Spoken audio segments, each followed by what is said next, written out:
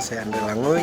Saya mahasiswa STT Rumah Murid Kristus dan pada saat ini saya akan menyelesaikan tugas video dari dosen pengampu kami, yaitu Bapak Pendeta Dr. David Livingstone Araro dalam mata kuliah Manajemen Kependidikan. Nah, pada saat ini kita akan belajar mengenai manajemen. Nah, kata manajemen berasal dari bahasa Latin, yaitu manus yang berarti tangan dan ager yang berarti melakukan. Jadi kata-kata ini digabungkan menjadi kata kerja managere yang artinya menangani. Managere diterjemahkan ke dalam bahasa Inggris yaitu dalam bentuk kerja to manage dengan kata benda manajemen.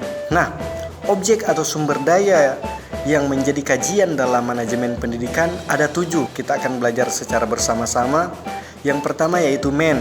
Man atau manusia adalah unsur terpenting yang perlu dikelola dalam manajemen pendidikan. Nah, pengelolaan yang bisa dilakukan misalnya dengan mengorganisasikan manusia dengan melihat apa yang menjadi keahlian orang tersebut. Yang kedua, money. Money atau uang dimaksudkan untuk mengelola pendanaan atau pembiayaan secara efisien sehingga tidak terjadi pemborosan dalam suatu lembaga pendidikan. Yang ketiga, materials.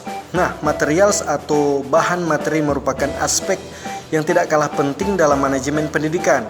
Melalui pengelolaan material, maka bisa terbentuk kurikulum yang berisi panduan dasar untuk mentransfer ilmu dari guru ke siswa. Yang keempat, metode. Pengelolaan metode juga harus dilakukan dengan baik. Metode yang digunakan untuk manajer guru di sekolah satu dengan guru di sekolah yang lain sama karena tergantung pada kesiapan siswa yang diajar. Yang kelima, mesin. Pengelolaan mesin bertujuan untuk dapat mengelola mesin yang digunakan untuk mendukung proses belajar manajer supaya dapat digunakan sebaik mungkin dan tidak cepat mengalami kerusakan. Untuk orang yang mengelola mesin biasanya harus orang yang benar-benar tahu cara merawat mesin tersebut dengan baik. Yang keenam, market. Nah, market atau pasar adalah salah satu kunci yang menentukan sekolah atau lembaga pendidikan tersebut menjadi lembaga pendidikan yang besar atau kecil. Pasar yang dimaksud adalah masyarakat secara luas. Sasaran yang dituju adalah masyarakat yang berniat menyekolahkan putra-putri mereka. Yang terakhir yaitu menit. Menit atau waktu perlu dikelola dengan baik karena waktu belajar peserta didik di sekolah sangatlah terbatas sehingga perlu pengelolaan yang baik supaya waktu belajar mengajar menjadi lebih efisien. Nah, mengapa mengelola hal tersebut? Tujuannya yaitu yang pertama yaitu untuk menciptakan suasana belajar yang bermutu dan menyenangkan, dan yang lebih penting lagi adalah dapat menciptakan peserta didik cara belajar, learning how to learn, yang terbaik bagi dirinya. Yang kedua yaitu untuk meningkatkan kompetensi manajemen pendidikan bagi pendidik sehingga lebih profesional. Yang ketiga, menghemat sumber daya dengan hasil yang memuaskan. Dan yang terakhir, mendapatkan tenaga kependidikan yang profesional. Nah, berikut kita akan belajar mengenai prinsip dan fungsi untuk mengelola manajemen pendidikan.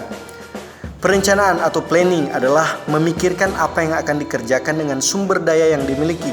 Perencanaan dilakukan untuk melakukan tujuan perusahaan secara keseluruhan dan cara terbaik untuk memenuhi tujuan itu. Nah, perencanaan juga dapat didefinisikan sebagai proses penyusunan tujuan dan sasaran organisasi serta penyusunan peta kerja yang memperlihatkan cara pencapaian tujuan dan sasaran tersebut. Yang kedua, yaitu perorganisasian atau organizing. Dilakukan dengan tujuan membagi suatu kegiatan besar menjadi kegiatan-kegiatan yang lebih kecil. Pengorganisasian mempermudah manajemen dalam melakukan pengawasan dan menentukan orang yang dibutuhkan untuk melaksanakan tugas yang telah dibagi-bagi. Yang ketiga yaitu pelaksanaan actuating.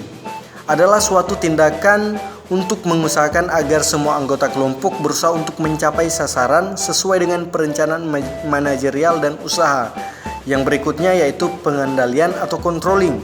Adalah suatu aktivitas menilai kinerja berdasarkan standar yang telah dibuat untuk kemudian dibuat perubahan atau perbaikan jika diperlukan. Nah, proses yang dilakukan untuk memastikan seluruh rangkaian kegiatan yang telah direncanakan, diorganisasikan, dan diimplementasikan dapat berjalan sesuai dengan target pendidikan yang telah dihadapi. Nah, demikianlah tugas video dari Manajemen Kependidikan. Tuhan Yesus Kristus memberkati.